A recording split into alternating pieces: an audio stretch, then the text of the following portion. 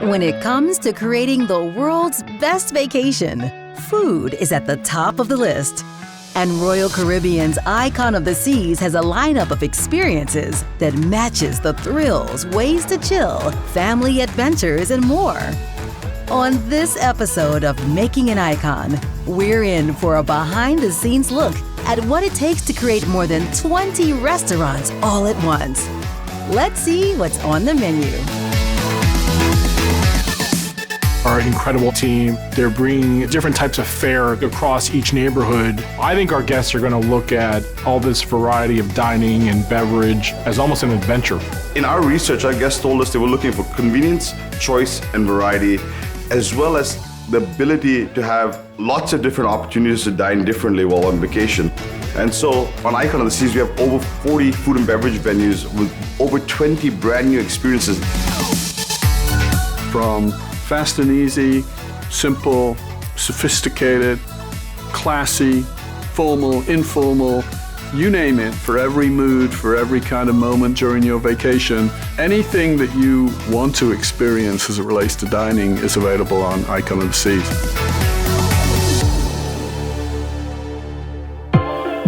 Many of our best memories are made over the dinner table, or any table for that matter. Whether it's breakfast, lunch, dinner, or even brunch. The secret ingredient for the Royal Caribbean team?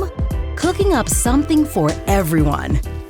To make that a reality, years of consumer insights guided months of travel and research around the world, testing recipes, equipment and design, and more. Dining on Icon will be so multifaceted. So we took the best of everything we've learned and we've really evolved it for Icon. We're adding more culinary experiences and we're lifting those up in terms of variety. All of this is grounded in research and the testing that we've done across our fleet to make sure that Icon was primed to have the very best on the F&B standpoint. Everything starts with consumer research. They want options. We want to make sure we provide experiences for everyone.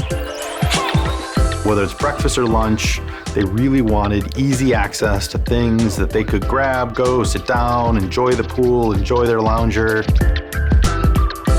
Before we release something, we need to try and test it as much as possible and go into details to make sure that we tick every box. We change things constantly. We do what we call a showcase, setting the stage and setting the tone for us as operators. To see the space is important to us, getting ahead in advance and really understanding the needs of the operation.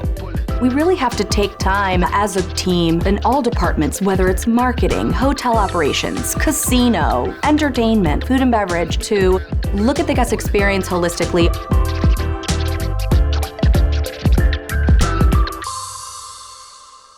And when they came up with options for everyone, we mean everyone, the adult, kids, teens, and grandparents. From upscale restaurants to casual spots, and whether it's time to bond or time on your own, the 20-plus experiences on Icon run the gamut. Now let's start with all the new spots on the table.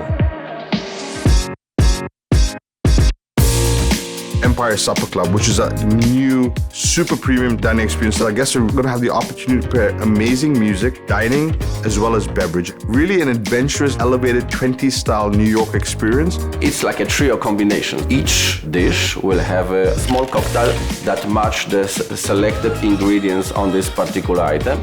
Music is equally as important as both food and beverage are. They all come together to create this incredible experience. We worked on pairing different songs depending on what the dish was or the cocktail is to kind of create this holistic experience. On board Allure of the Seas, we transformed 150 Central Park into Empire Supper Club and brought all aspects of the experience together. It was a fantastic first run with the food and the music and the drinks coming in. It really was a great 2-hour plus experience. For Aquadome Market, we are not only focused on each individual station experience, but really looking at the food hall holistically. Where will guests gravitate? Where can we make sure guests have options for them for whether they're gluten intolerant or vegetarian? You have ginger, which is our Asian-inspired food hall component. You also have mac and cheese. We call it Max. Pepperoni mac and cheese, broccoli mac and cheese.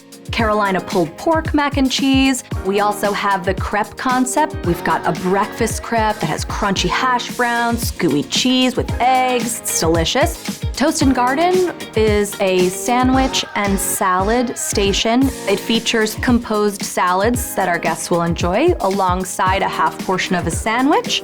One of the driving forces behind Royal Caribbean is that we are absolutely a family brand. Dining on Icon isn't just the best food we've ever had, but it's the best platform for families to be able to connect. Surfside Eater is a buffet dedicated to families to dine in our Surfside neighborhood.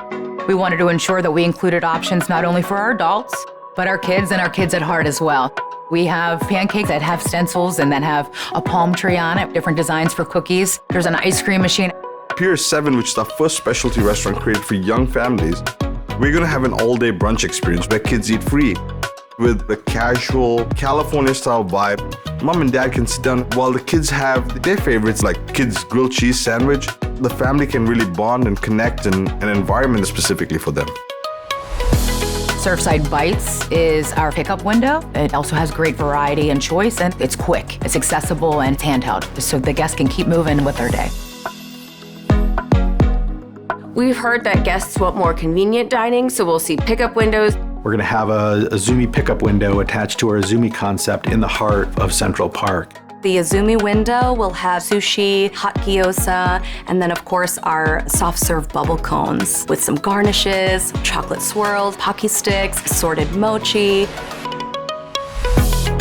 We're actually introducing a new venue in Thrill Island. It's called Base Camp, and this is a outdoor, kind of fast casual place where you can grab a quick bite to eat, and you can also hang around and just have a good time and talk about all the different thrilling activities you've done.